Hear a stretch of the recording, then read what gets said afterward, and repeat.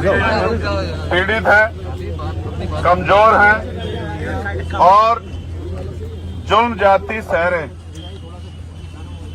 हमारे लोगों की हत्याएं की जा रही हैं, सरेआम ऐलान करके हमारे लोगों की हत्याएं की जा रही। हत्या करने के बाद लंबे समय तक न्याय तो बहुत दूर की बात है, न्याय पे चर्चा भी नहीं हो रही।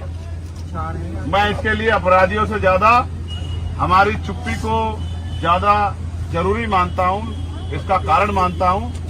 जितना हम लोग चुप रहेंगे और अन्याय को सहते रहेंगे, उतना ही अन्याय हमारी तरफ बढ़ता रहेगा। आज हमने जो मांग पत्र दिया है, उसमें जो आर्थिक मदद की मांग थी और नौकरी की मांग थी, वो प्रशासन के लोगों ने ऊपर शासन के लोगों को भेजने का और उस पर प्रभावी काम करने का आश्वासन दिया। साथ साथ इनके बच्चों की पढ़ाई और इनकी मृतक की पत्नी की पेंशन और जो कंपनसेशन का पैसा अब तक नहीं पहुंचा था, उस पैसे को भी पहुंचाने का उन्होंने हमें ऑन रिकॉर्ड उसका डाटा दिखाया कि हमने इस काम को कर दिया।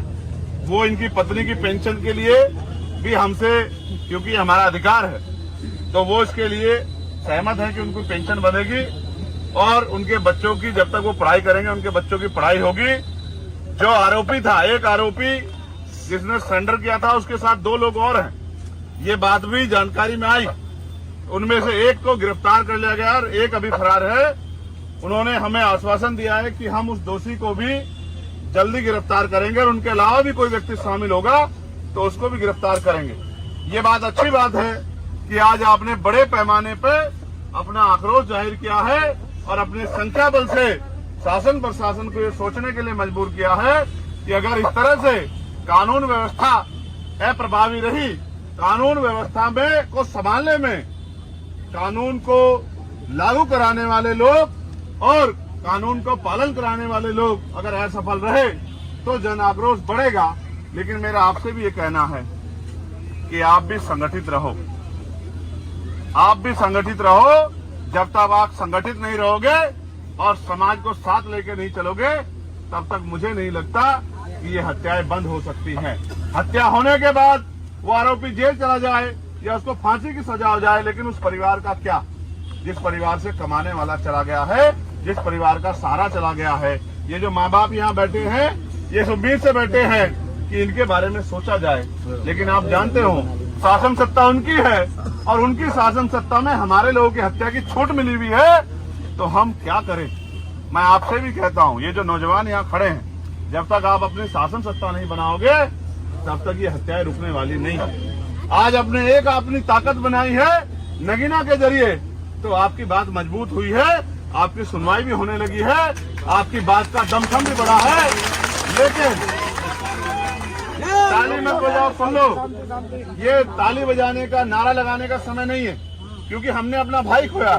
एक नहीं, कई भाई का एक और बहन बैठी है जिसके 3 बच्चे हैं, वो भी उम्मीद लगा के बैठी है कि भाई चंद्रशेखर आएंगे, मुझे न्याय दिलाएंगे। माननीय मंत्री जी और तमाम लोग, हमारे जिला संगठन के लोग, हमारे मंडल के लोग लगातार इस लड़ाई को लड़ रहे हैं। प्रदेश के लोग भी लगातार इसमें सहयोग कर रहे हैं। लेकिन आप ये सोचो, क्या हम इनको पूर्णतः बंद नहीं करा सकते कि हत्या हो ही नहीं, किसी बहन बेटी का अपमान हो ही नहीं, किसी गरीब को बेइज्जत किया ही नहीं जाए? क्या तार की बाड़ लगाकर लोगों की हत्याएं जो की जा रही है ये बंद हो जाए?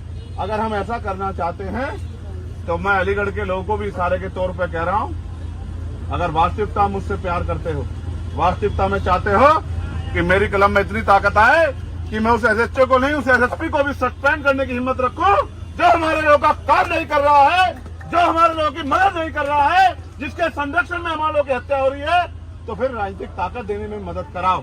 खैर का उपचुनाव आ गया है, मेरे नौजवान साथियों, आज से ही अपनी ताकत बनाने के लिए लगो।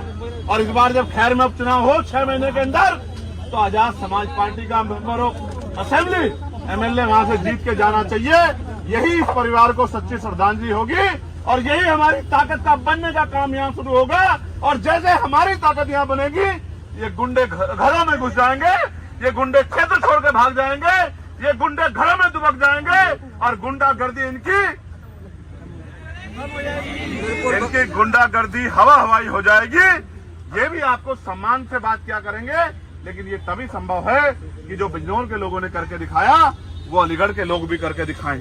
ये अलीगढ़, इसका इतना बड़ा नाम है और मुझे गर्व महसूस होता है कि यहाँ इतना मान सम्मान आप लोगों ने कमाया है, लेकिन यहाँ इतना बड़ा जुल्म हो रहा है, तो ये चिंता का विषय है और इस चिंता को आपको मुझे समझना पड़ेगा। सिर्फ नारा लगाने से या मोटरसाइकिल दौड़ाने से काम नहीं चलेगा। बिना राजनीतिक शक्ति के हम इनका मुकाबला नहीं कर सकते।